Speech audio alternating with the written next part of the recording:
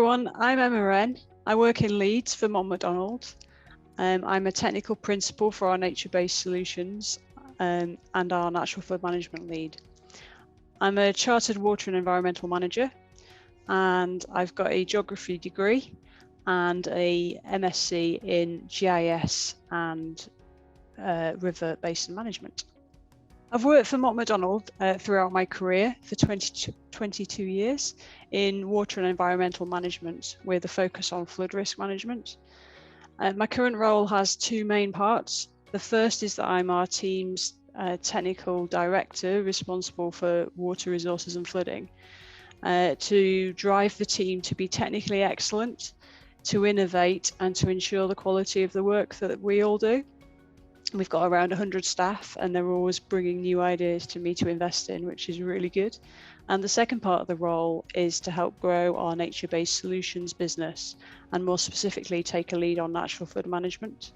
I recently authored the NFM manual for Syria, which has been a clear career highlight, even though it was only happened in the last few weeks. I was on the National British Hydrological Society committee for a couple of years and have helped organise local branch events in Leeds as well with the Pennines branch. I think that getting involved in various sorts of group events and networks and panels is really valuable, especially where they bring together a wide range of organisations, because it helps gain perspective on different ways of doing things. And these can be sort of things that might be considered to be non-industry related as well. So also externally, I've been a water aid speaker. I was chair of my children's school PTA for 4 years. And in my village, for the playground, I led a team of people and we raised £35,000 and project managed the development of a new village playground. So it's all really great life experience, and employers are recognising now that skills don't all need to be learnt sort of on the job. It's all valuable. Lots of different things. I think lots of hard work, lots of great friendships in the industry, can be sort of really great links and also really great sounding boards. And by making lots of friends earlier on in your career, you don't really know where they're going to lead. It's only recently that I've started working more directly with some of my really close friends. And also what's helped me get to where I am in my career today is not accepting that things must stay as they are or as they were. There are lots and lots of different routes to success, and success is different for everyone. And I think it's important to recognise that. I think I've stayed quite true to my values of community, family and hard work, and live my career through those values. My biggest career fail probably wasn't a fail as such. After about 10 years of working for Mott MacDonald, I decided to make a change of location that was based on my wider life aspirations rather than my career aspirations, to be back closer to the people and the landscape that I love. And at the same time, I also chose to work part-time. I'd just been promoted and I was taking on more responsibility. And if I'd stayed where I was with the sort of core of the team that I was working with, then I would have had a much greater opportunity to probably make an immediate jump to more responsibility in terms of people management, but also in terms of project management and sort of wider business responsibilities. And moving was perhaps a bit of a backward step at the time in terms of support for me and the ability to get involved in some activities. But actually it proved to be a great turning point because I had a point to prove, something to fight for, no one to hide behind.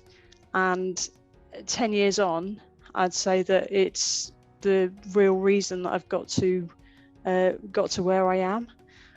from it just being me, I've grown a very sort of successful team around me, and we have a great presence on sort of water resources and flooding things in the north of England, and yeah, I feel like I'm really pleased with the way things have gone.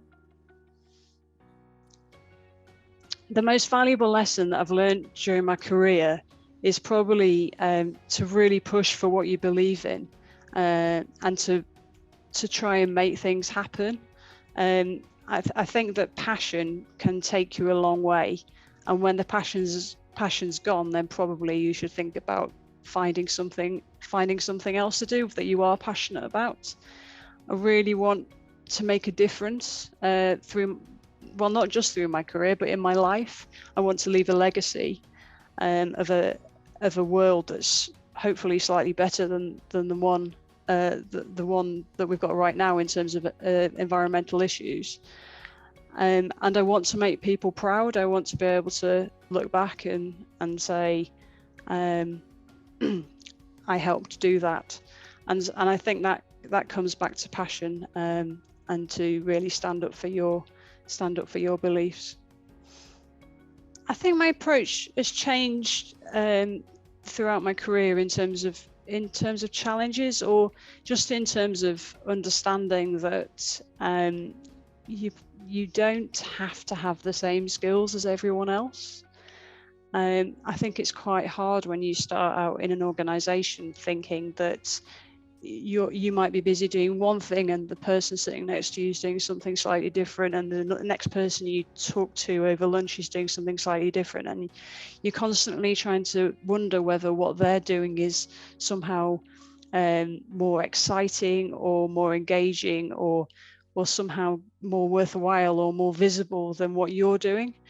And I think it takes that sort of recognition to realize that you don't need to have the same skills as everyone else, and equally it's fine to admit that you don't like something. Early on in my career, I probably did quite a lot of things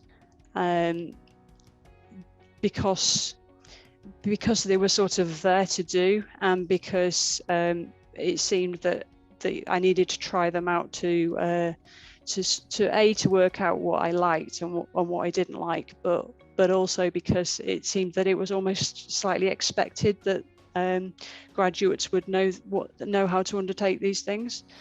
And yeah, just because others are doing something else doesn't mean that it's better, or that you need to be able to do it as well. So I think, yeah, it's more about finding your own way and being comfortable with that. 3 tips for early career professionals are, firstly, to embrace all the opportunities that you're given.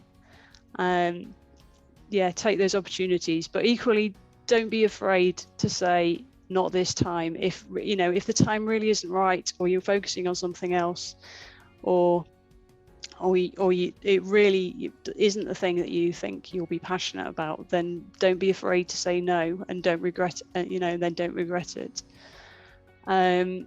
And then the second one is all about being proactive, especially in terms of, for me, business improvement. If you see something that could be better, then be proactive and act on it. Make a suggestion, or even if it's something relatively small, make that change yourself. And people will often be happy and just say go for it.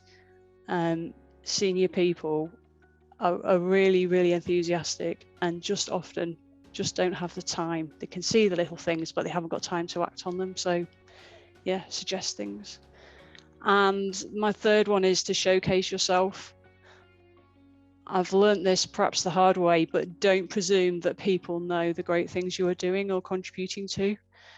And remind people, including the people that you think should definitely know, and make sure you highlight your achievements. If you don't blow your own trumpet, then no one else is going to do it for you. So in terms of suggestions for developing your career for early career professionals, I would say that really think about attending networking events and trying to take opportunities to practice your networking with other people.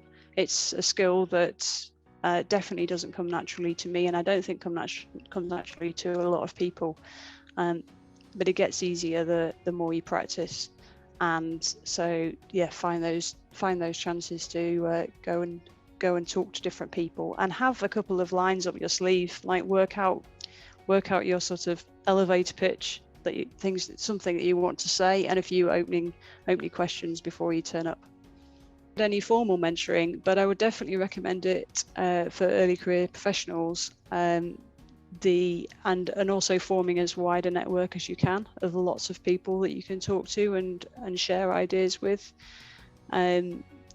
just so that you've got lots of different sounding boards, different people you can talk to, and different people you can ask advice from. And these can be people right throughout the industry.